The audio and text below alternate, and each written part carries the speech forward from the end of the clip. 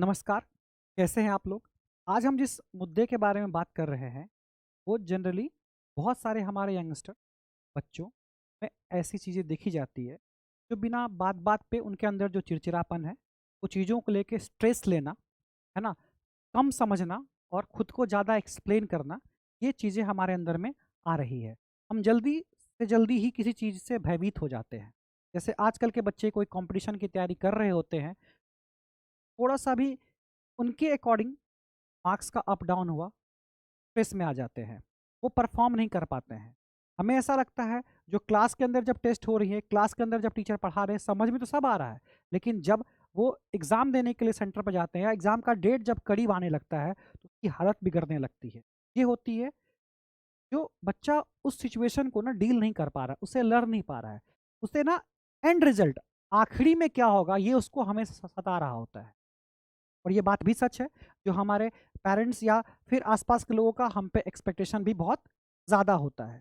इस वजह से बच्चों के अंदर में ये चीज़ें डेवलप हो जाती है। ये बहुत ही हानिकारक है। इससे बच्चे के अंदर सेल्फ कॉन्फिडेंस कभी नहीं बनेगा, है ना? वो हर बात से डरने की कोशिश करेगा, जो अगर ये काम कर रहा हूँ और ये काम ऐसा हुआ तो फिर क्या होगा, है ना?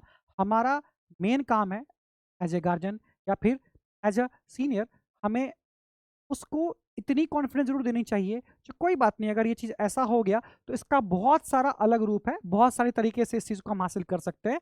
आपको अपना बेस्ट देना है ना?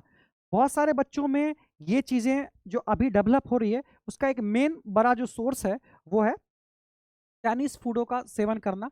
जो नॉर्मल जो आहार है, जो गेहूँ, चावल या दाल हम बात कर रहे हैं घर का, उससे अवॉइड करते हैं, जिस वजह से हमारे नर्व सेल ज़रूरत से ज़्यादा ही एक्टिव हो जाते हैं, ठीक है? तो ये एक रिपोर्ट है, जो मैं आपके साथ डिस्कस किया हूँ। दूसरा है, किताबें कम पढ़ना और ज़्यादा से ज़्यादा चीज़ें वीडियो के माध्यम से सीखना, ये बहुत गलत है ना? आप किताब नहीं पढ़ोगे, तो आप समाज के बारे में सही तरीके से नहीं जान पाओगे। जो आईना आपको दिखाया जा रहा है, बस आप उसे ही देखोगे। किताब अगर आप सही से नहीं पढ़ोगे, तो जिस भी सब्जेक्ट की आप पढ़ाई कर रहे हो, उसका गहन चिंतन डेवलप नहीं होगा। अगर आप किताब सही से नहीं पढ़ोगे, तो आपका नज़रिया नहीं बदलेगा किसी भी चीज़ को सोचने के प्रति। अगर आप किताब नहीं पढ़ोगे, तो अंदर आपको हमेशा डर सता रहा होगा, जो ये चीज़ें हमें उतनी नहीं आती है जितना हमें जानना होता है। किताबें अपार शक्ति है, इसे अपने अंदर में जो है सो बहुत ही ज़्यादा कॉन्फिडेंस मिलता है। ये पहले के टाइम में ऐसे कुछ भी नहीं था, जो ये इतने सारे वीडियो या सोशल मीडिया या इतने सारे शॉर्ट क्लिप्स वगैरह सब नहीं थे। फिर भी लोग, आप एग्ज़ाम्पल में देख सकते हैं, एपीजे अब्दुल कलाम है या फिर हमारे जो भी क्रांतिवीर हुए, ये सब लोग किताबों को बहुत अच्छे तरीके से पढ़ाई करते थे। उसमें भीमराव अम्बेडकर साहब थे, बहुत सारे लोग, सबने किताबों को पढ़ा, अध्ययन किया, उनसे उनके अंदर में चीज़ें डेवलप हुई। तो हम आज भी ये प्रेरित करते हैं, आप किताबें खरीदें, किताबों को पढ़ें, वो आपको ज़्यादा आगे ले जाएगी।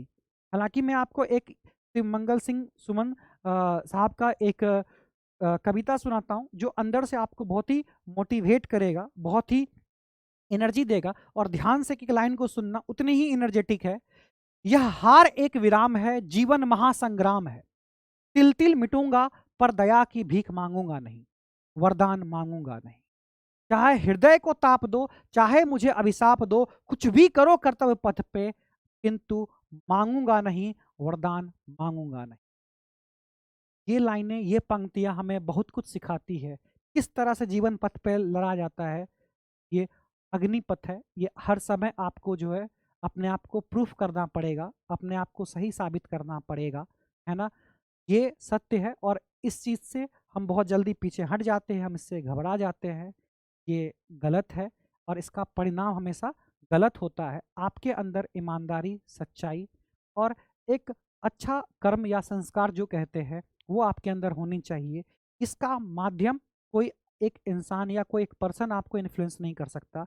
आपके आस-पास में बहुत सारी ऐसी किताबें हैं, बहुत सारी ऐसी चीज़ें हैं, जो आपको यह चीज़ सिखा सकती है।